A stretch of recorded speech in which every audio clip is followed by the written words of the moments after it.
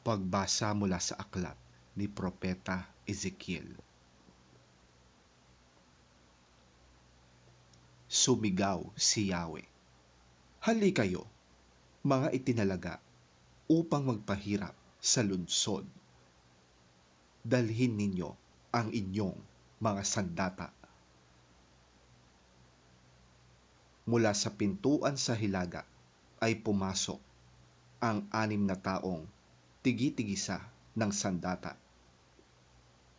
May kasama silang nakasuot na kayong lino at may panulat sa baywang. Tumayo sila sa may altar na tanso. Noon, ang kaluwalhatian ni Yahweh na nasa pagitan ng mga kerubin ay tumaas papunta sa pasukan ng templo. Tinawag niya ang lalaking nakadamit ng telang lino at may panukat sa baywang.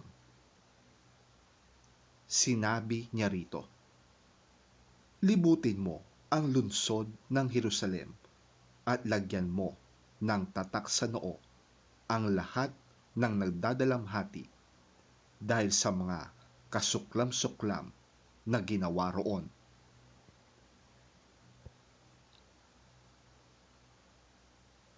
Sa iba naman ay narinig kong sinabi niya, "Sumunod kayo sa kanya at patayin ninyo ang mga taga roon. Huwag kayong magtitira maliban sa mga may tanda sa noo. Patayin ninyong lahat ang mga taga roon, matanda, binata, dalaga, babae, at bata. Umpisahan ninyo sa santuaryo." Inuna nga nilang patayin ang matatandang pinuno ng bayan sa harap ng bahay. Sinabi niya sa kanila, "Parumihin ninyo ang templo at punuin ninyo ng bangkay ang patio. Sige, umpisahan nyo na." Lumakad nga sila at pumatay ng pumatay sa lungsod.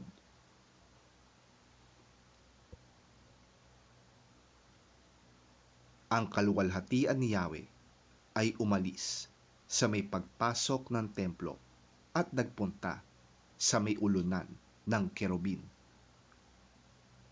Lumipad ang mga kerubin kasama ang mga gulong at tumigil sa may pintuan ng templo sa gawing silangan. Nasa ulunan pa rin nila ang kaluwalhatian ng Diyos ng Israel. Ang mga ito ay siya ring 4 na nilalang na nakita ko sa may ilog Kebar at nalaman kong sila'y mga kerubin.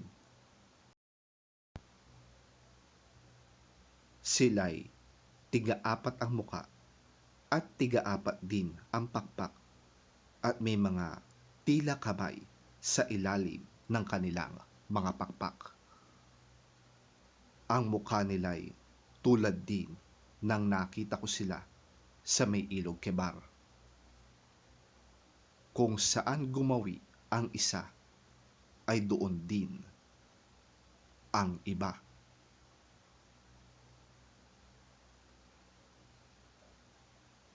Ang salita ng Diyos.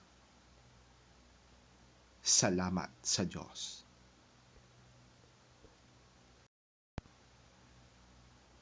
Ang mabuting balita ng Panginoon ayon kay San Mateo.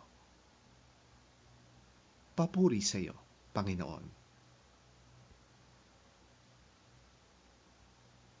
Kung magkasala sa iyo ang kapatid mo, puntahan mo siya at kausapin ng sarilinan tungkol sa kanyang kamalian. Kapag nakinig siya sa iyo, naibalik mo sa dati ang pagsasamahan ninyong magkapatid. Ngunit kung ayaw niyang makinig sa iyo, magsama ka pa ng 1 o 2 tao upang ang lahat ng pinag-usapan ninyo ay mapatunayan ng 2 o 3 saksi. Kung ayaw niyang makinig sa kanila, sabihin mo sa iglesia ang nangyari. At kung ayaw pa rin niyang makinig sa iglesia, ituring mo siyang parang hintil o isang maniningil ng buwis. Tandaan ninyo, anumang ipagbawal ninyo dito sa lupa ay ipagbabawal sa langit. At ang pahintulutan ninyo dito sa lupa ay pahihintulutan sa langit. Tandaan din ninyo, kung ang 2 sa inyo ay nagkaisa dito sa lupa sa paghingi ng anuman sa pananalangin, ito'y ipagkakaloob sa inyo ng aking Ama na nasa langit. Sapagkat saan man may 2 o 3 nagkakatipon sa pangalan ko, naroon akong kasama nila.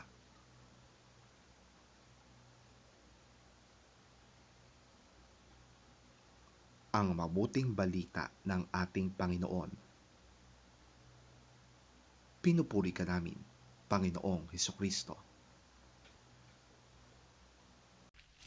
If your brother sins against you, go and show him his fault just between the 2 of you. If he listens to you, have won your brother over. But if he will not listen, Take 1 or 2 others along so that every matter may be established by the testimony of 2 or 3 witnesses. If he refuses to listen to them, tell it to the church. And if he refuses to listen even to the church, treat him as you would a pagan or a tax collector.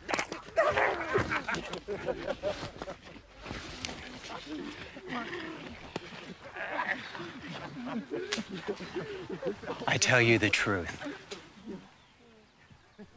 Whatever you bind on earth will be bound in heaven. And whatever you loose on earth will be loosed in heaven. Again, I tell you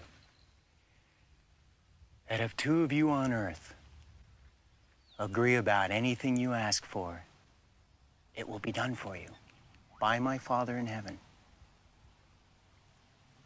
For where 2 or 3 come together in my name, there am I with them.